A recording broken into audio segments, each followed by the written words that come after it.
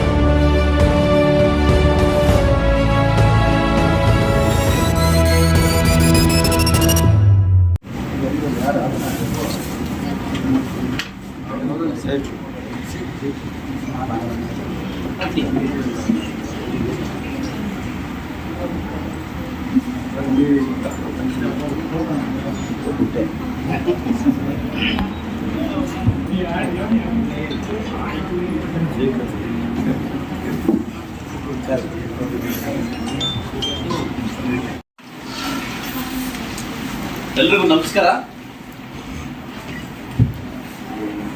ವೇದಿಕೆ ಮೇಲೆ ನನ್ನ ಜೊತೆ ಉಪಸ್ಥಿತಕ್ಕಂಥ ಸಾಮಾನ್ಯ ವಿಶಿಷ್ಟ ನಿರ್ದೇಶಕರು ಆಗಿರ್ತಕ್ಕಂಥ ಹಾಗೂ ಇಲಾಖೆಯ ಸಂಬಂಧಪಟ್ಟ ಅಧಿಕಾರಿಗಳಾಗಿರ್ತಕ್ಕಂಥ ಅಶ್ವಮಣಿ ಹಾಗೂ ನಮ್ಮ ಅಧಿಕಾರಿ ಆಗಿರ್ತಕ್ಕಂಥ ರವಿಯವರೇ, ಬೆಳ್ಳುಳ್ಳಿ ಜಗದೀಶ್ ಅವರೇ, ಸಂಸದ ವಿಜಯಣ್ಣವರೇ ಹಾಗೂ ನಮ್ಮ ಪೊಲೀಸ್ ಇಲಾಖೆ ಆಗಿರ್ತಕ್ಕಂಥ ಮನೋಹರವರೇ, ವಿಶೇಷವಾಗಿ ಮಾಧ್ಯಮ ಮಿತ್ರರೇ ಹಾಗೂ ಫಲಾನುಭವಿಗಳೇ, ಸುಮಾರು ದಿವಸದಿಂದ ಮೇಡಮ್ ಡೇಟ್ ಕೇಳ್ತಾಯಿದ್ರು. ಡೇಟು ಕೊಡ್ಲಿಕ್ಕೆ ಸಾಕಾಗಲಿಲ್ಲ. ಅದಕ್ಕೆ ನನ್ನೆಲ್ಲ ಮೊನ್ನೆ ಕರೆದು ಇವತ್ತೇ ಇಟ್ಕೊಂಬಿಡು ಅಂತ ಡೇಟ್ ಕೊಟ್ಟೆ. ಸಾಕಷ್ಟು ವಿಚಾರಗಳು ವಿನಿಮಯ ಮಾಡ್ಕೊಬೇಕಾದ್ರೆ ಇಲಾಖೆಯಲ್ಲಿ ಸಚಿವರಾಗಿರ್ತಕ್ಕಂಥ ಸಚಿವರ ಬಗ್ಗೆ ಒಂದು ಮಾತಾಡಬೇಕು. ನಮ್ಮ ಲಾಡವರು, ಸಂತೋಷ್ ಲಾಡವರು ನಮ್ಮೆಲ್ರಿಗೂ ಒಂದು ಉರ್ದುಂಸ ನಾಯಕ ಅವರು.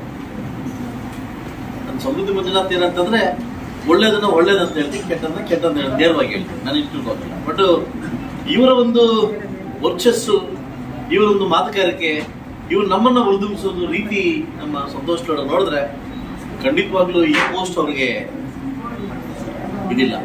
ಇದಕ್ಕಿಂತ ಹೆಚ್ಚಿನ ಪೋಸ್ಟ್ ಕೊಡ್ಬೇಕಂತ ನಾನು ಸುಮಾರು ವೇದಿಕೆಯಲ್ಲಿ ಹೇಳಿದ್ದೀನಿ. ಯಾಕಂದ್ರೆ ಅಷ್ಟು ಆಕ್ಟಿವ್ ಪರ್ಸನ್, ಎಷ್ಟು ಆಕ್ಟಿವ್ ಪರ್ಸನ್ ಅಂದ್ರೆ ಅಷ್ಟು ಆಕ್ಟಿವ್ ಪರ್ಸನ್.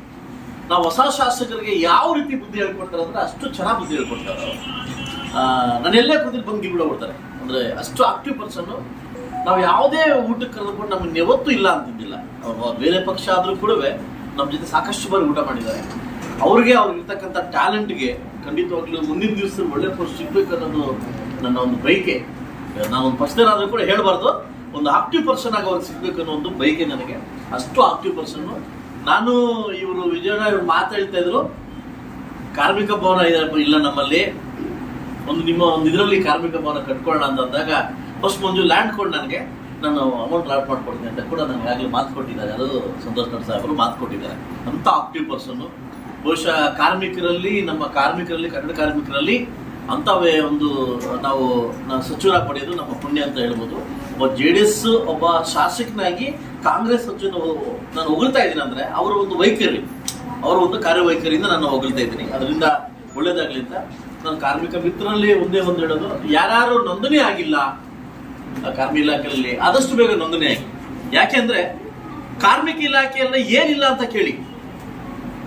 ನಿಮ್ಮ ಮಕ್ಕಳ ಮದುವೆಗೆ, ನಿಮ್ಮ ಮಕ್ಕಳು ಓದಕ್ಕೆ, ಏನಾದ್ರೂ ಹೆಚ್ಚು ಕಡಿಮೆ ಆದ್ರೆ ಆಕ್ಸಿಡೆಂಟ್ಗೆ ತೊಳ್ಕೊಂಬೇಡಿ. ಯಾರಿಗೂ ಆಗದ್ ಬೇಡ. ಯಾರಿಗಾದ್ರೂ ಸಾವಾದ್ರೆ ಆ ಸಾವಿನ ಖರ್ಚು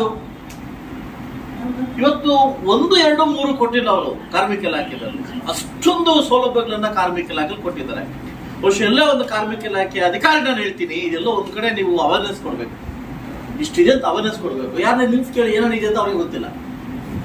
ಕಾರ್ಮಿಕ ಇಲಾಖೆ ನೋಂದಣಿ ಆದ್ರೆ ನಿಮ್ಗೆ ಏನೇನು ಅನುಕೂಲ ಸಿಗುತ್ತೆ ಅನ್ನೋದನ್ನ ಫಸ್ಟ್ ಅವೇರ್ನೆಸ್ ಕೊಡಬೇಕು ಅದಲ್ವಾ.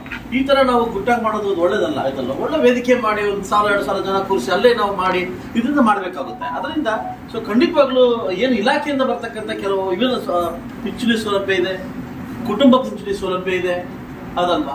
ಸಾಕಷ್ಟು ಸೌಲಭ್ಯಗಳು, ಹೆರಿಗೆ ಸೌಲಭ್ಯ ಇದೆ, ಅಂತ್ಯಕ್ರಿಯೆ ಅಂದ್ರೆ ನಾವೇನೋ ಹೆಚ್ಚು ಕಡಿಮೆ ಅಂತ್ಯಕ್ರಿಯೆ ಮಾಡ್ಲಿಕ್ಕೆ ಅಂತ್ಯಕ್ರಿಯೆ ವೆಚ್ಚ ಅಂತ ಕೊಡ್ತಾರೆ.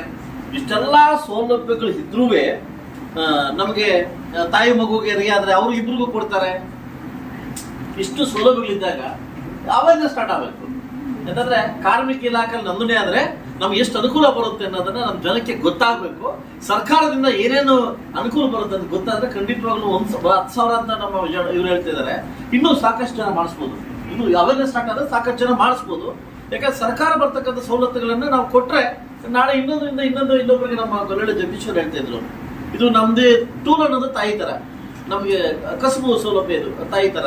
ಇನ್ ತಗೊಂಡು ಪಕ್ಕಲ ಇವ್ರು ಕಮ್ಮೇಶ್ಕೋತ ಏನಾಗುತ್ತೆ, ಇದಕ್ಕೊಂದು ಅರ್ಥ ಇರೋದಿಲ್ಲ. ಸೊ ಅದರಿಂದ ಅದಕ್ಕೆ ಎಲ್ಲ ಬಿಸಿದೆ, ನಾನು ನೋಡ್ಬೇಕು ರುಚಿ ಅಂತ ಆಯ್ತಲ್ವಾ. ತುಂಬಾ ಬೇಸಿಕ್ ಒಬ್ಬ ಕಾರ್ಮಿಕರಿಗೆ ಏನ್ ಬೇಕೋ ಕಟ್ಟಡ ಕಾರ್ಮಿಕರಿಗೆ ಎಲ್ಲ ರೀತಿ ಕೊಟ್ಟಿದ್ದಾರೆ. ಎಲ್ಲ ಫಲಾನುಭವಿಗಳಿಗೆ ಒಳ್ಳೇದಾಗ್ಲಿ. ಸೊ ನಾವು ಹುಟ್ಟುತ್ತಾ ಬಡವರಾಗಿ ಹುಟ್ಟಿದ್ವಿ, ಬಹುಶಃ ಎಲ್ಲರೂ ಟ್ರೈ ಮಾಡಿ. ಭಗವಂತ ಈ ಶಾಸಕರಿಗೂ, ಈ ಅಧಿಕಾರಿಗಳಿಗೂ, ನಿಮಗೂ, ಮಾಧ್ಯಮ ಮಿತ್ರರಿಗೂ, ಈ ಅಧಿಕಾರಿಗೂ ಎಲ್ರಿಗೂ ಒಂದೇ ಜೀವನ ಕೊಟ್ಟಿರೋದು. ಆದ್ರೆ ಆ ಜೀವನವನ್ನ ನಾವು ಹೇಗೆ ರೂಪಿಸ್ಕೊಂತೀರಿ ಅದ್ರ ಮೇಲೆ ಡಿಪೆಂಡ್ ಆಗುತ್ತೆ. ಕಾರ್ಮಿಕರಾಗಿ ಇದ್ದೋಗ್ಬಿಡ್ತೀರಾ? ನಾನೆಲ್ಲ ಕಡೆ ಒಂದೇ ಕೇಳೋದು, ನೀವು ಕಾರ್ಮಿಕರಾಗಿ ಇರಬೇಡಿ. ನಿಮ್ಮ ಮಕ್ಕಳನ್ನ ಒಳ್ಳೆ ಮಟ್ಟಕ್ಕೆ ವಿದ್ಯಾಭ್ಯಾಸವನ್ನು ಕೊಟ್ಟು ನಿಮ್ಮ ಮಕ್ಕಳಲ್ಲಿ ಒಳ್ಳೆ ಅಧಿಕಾರಿಯನ್ನು ನೋಡಿದಾಗ ನಾವು ಇದರಿಂದ ಆಚೆ ಬರ್ತೀವಿ. ಸೊ ದಯವಿಟ್ಟು ನಿಮ್ಮ ಮಕ್ಕಳಿಗೆ ನೀವು ಏನ್ ಮಾಡ್ತಿರೋ, ನೀವು ತಿಂತಿರೋ, ನೀವು ಉಣ್ತಿರೋ, ಏನ್ ಮಾಡ್ತಿರೋ ಗೊತ್ತಿಲ್ಲ, ಮಕ್ಕಳಿಗೆ ವಿದ್ಯಾಭ್ಯಾಸವನ್ನು ಕೊಡಿ. ಮಕ್ಕಳನ್ನ ಒಳ್ಳೆ ಮಟ್ಟಕ್ಕೆ ತಗೊಂಡೋಗಿ. ಆಗ ಈ ಕಾರ್ಮಿಕರು ಅನ್ನೋ ಪದ ಹೋಗ್ಬೇಕು ಅಂತಂದ್ರೆ ದಯವಿಟ್ಟು ನಿಮ್ಮಲ್ಲೇ ಉಳ್ಕೊಂಬೋಗ್ಲಿ. ಮಕ್ಕಳಿಗೆ ಅದು ಟ್ರಾನ್ಸ್ಫರ್ ಆಗೋದು ಬೇಡ ಅಂತ ಹೇಳ್ತಾರೆ. ಈಗ ಪೊಲೀಸರ ಮಕ್ಕಳು ಪೊಲೀಸರು ಆಗ್ದಂಗೆ ಅದಲ್ಲ. ಸೊ ಆತರ ಕಾರ್ಮಿಕರ ಮಕ್ಕಳು ಕಾರ್ಮಿಕರಾಗೋದು ಬೇಡ. ಕಾರ್ಮಿಕರ ಮಕ್ಕಳು ದೊಡ್ಡ ಮಟ್ಟಿಗೆ ಬೆಳೀಲಿ ಅಂತ ಹೇಳ್ತಾ ಇದ್ದೀನಿ.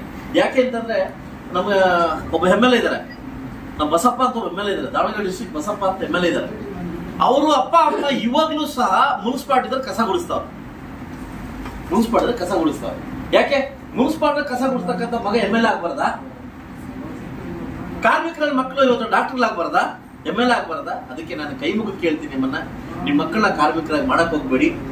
ವೈದ್ಯಕೀಯ ಮಕ್ಕಳು ವೈದ್ಯಕೀಯ ಮಾಡೋದು, ಪೊಲೀಸರ ಮಕ್ಕಳು ಪೊಲೀಸ್ ಮಾಡೋ ಅಂತ ಹೇಳ್ತೀವಿ. ಆದ್ರೆ ಕಾರ್ಮಿಕರ ಮಕ್ಕಳು ಕಾರ್ಮಿಕರು ಆಗದ್ ಬೇಡ ಅಂತ ನಾನು ಕೈ ಮುಗಿ ಕೇಳ್ತೀನಿ.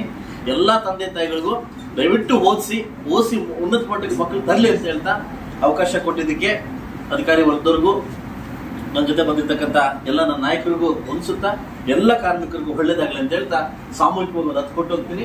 ದಯವಿಟ್ಟು ಸಾವಧಾನವಾಗಿ ಸಹನೆಯಿಂದ ಅವ್ರಿಗೆ ಸ್ಪಂದಿಸಿ ತಗೊಂಡು ಹೋಗ್ಬೇಕಂತ ಕೇಳ್ಕೊತೀನಿ. ಅಣ್ಣೆ ಒಂದೆರಡು ಮೆನ್ನ ಅಜ್ಜನ ಮೆನ್ನ ಹಾಕಿ. ಸೊ ಎಲ್ಲರೂ ಸಾವಧಾನವಾಗಿ ಗಲಾಟೆ ಮಾಡಿದ್ರೆ ತಗೊಂಡು ಹೋಗ್ಬೇಕಂತ ಕೇಳ್ಕೊಂತ ಅವಕಾಶ ಕೊಟ್ಟಿದ್ದಕ್ಕೆ ತಮ್ಮೆಲ್ಲರಿಗೂ ಒಂದಿಷ್ಟು ನನ್ನ ಮಾತು ಮುಗಿಸ್ತೀನಿ. ಎಲ್ಲರೂ